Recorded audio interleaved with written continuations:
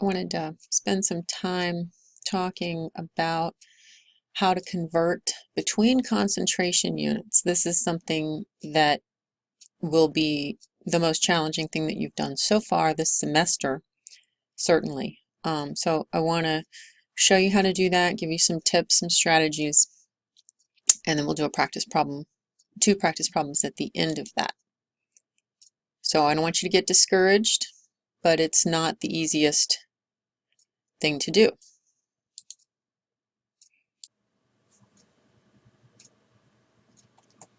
This is a flow chart from your book that describes how to convert between concentration units.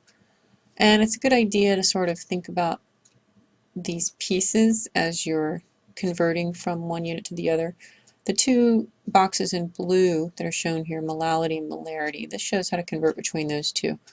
So add in others, mole fraction, and mass percent, and that will hopefully help you convert between any of these 4 units. We're going to do this calculation as an example. These are definitely the hardest calculations that you'll do for this chapter, and so we're going to do these part A and part B, and hopefully that will clarify some of what you need to. Here's the problem we're going to do. You have an aqueous sodium sulfate solution that has a concentration of 0.495 molar and a density of 1.050 grams per mil. What is the molality? What is the mass percent of this solution? Now, I'm going to tell you now what's going to bother you the most about these calculations is that you have to start by making an assumption. Okay? So whenever you convert between units, you initially need to typically requires an assumption be made initially. An assumption about the solution using the information provided. So you use the information that's given in the problem. Now, I know it bothers people to make assumptions, but it's okay to make an assumption about the quantity you're given because concentration is an intensive property. Now, this is something that you may or may not have learned about in high school or in Chem 101. It's kind of a minor topic that you may have discussed before, and even if you did discuss it, you probably have forgotten it. An intensive property is a property where the quantity of that property does not vary with the amount that you have. So in other words, the amount volume of the solution you have will not affect or change that property. In this case, the property is concentration. So other intensive properties would be like temperature, right? The temperature of a sample doesn't change just because you change the quantity of the sample you have. Extensive properties are properties where the quantity does matter. So for example, mass and volume are both extensive properties. So we can make assumptions is all I'm telling you. And if you think about this mentally, conceptually, if I make a solution in this giant beaker, but then I transfer it to a much smaller beaker, then the concentration is still the same. So I can make whatever assumption I want. I can say I have a milliliter, I can say I have a gram, I can say I have a liter, I can say I have a swimming pool full of it. It doesn't matter because the concentration will not vary. So we're going to make an assumption. The assumption we're going to make is going to depend on the quantity that we're given, which is 0.495 molar. So don't assume that you have a kilogram, and don't assume that you have a gram, and don't assume that you have a swimming pool full. Assume that you have something based on that number, 0.495 moles per 1 liter. So I'm going to assume that I have 1 liter. Assume that I have exactly 1 liter of solution. And that's because 0.495 molar is 0.495 moles of sodium sulfate per 1 liter of solution.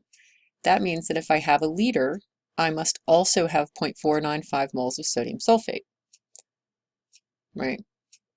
So I must therefore also have 0.495 moles of sodium sulfate. Now the next step is to move on to part A and say, okay, what does molality mean? Molality is moles of solute per kilogram of solvent. So the numerator there, moles of solute, I already know that number. That's based on my assumption, right? I know I have 0.495 moles of sodium sulfate. I already said that. So the numerator is done. The denominator is the hard part. The solvent in this case is water. And I know that because it says I have an aqueous solution. So I don't know the mass of the solvent, That's not given in the problem, and you can't just make it up, and you can't make an assumption. Now, once you make one assumption, your assumptions are over. So if you assume you have a liter of solution, you can't also assume that you have a kilogram of solvent. Once you make one assumption, you're done, and everything else you discover comes from that assumption. So we don't know the mass of the solvent, but we do know the density of the solution, and we know the volume of the solution because that was my assumption, right? So I can calculate the mass of the solution based on those two numbers. So here we go. Mass of the solution is volume times the density. This is the mass of the solution that we're calculating. And so if it's the mass of the solution that we're calculating, then we must use the volume and the density of the solution. We can't use the volume and the density of the solute or the solvent alone. So we take the mass of the solution, which is 1,000 mils. That was my assumption, right? I assumed I had 1 liter. Multiply by the density, and that gives me the mass of solution. Milliliters cancel, and I end up with 1,050 grams of solution. I need to know the mass of the solute because I need to subtract that over here from the mass of the solution to get the mass of solvent. So to calculate the mass of my solute, I'm going to calculate that too. We're going to start with moles. So our assumption told us that we have 0.495 moles of sodium sulfate, which I'm going to put here. Use the molecular weight to convert that into grams, which is here. And then I can very easily subtract that number, 70.31475, from the mass of the solution, which was 1,050, and that should give me the mass of the solvent by itself.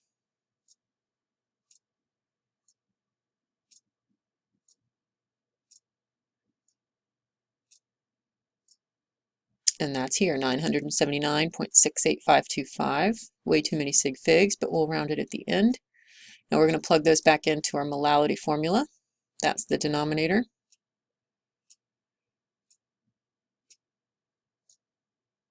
And that gives me 0.505264318. The units are molal, and we need to round that to some low number of significant figures. Here, it looks like I'm trying to figure out how many sig figs. The density has 4, which means if we have exactly 1 liter, 1,000 milliliters, then this number here, 1,050, is accurate to that last 0. And this 70.3 is based on 0.495 molar, so that is accurate to 3 significant figures. So the 70.3 is accurate to the 3. And then in the addition-subtraction rule for sig figs, that says that this number is accurate to the ones place, this number is accurate to the tenths place, which means my answer needs to be accurate to the ones place.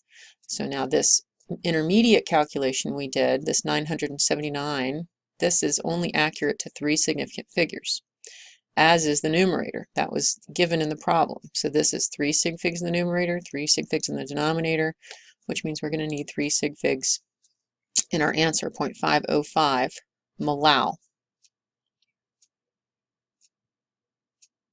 Now part B, we're going to move on. Mass of the solute divided by the mass of the solution times 100.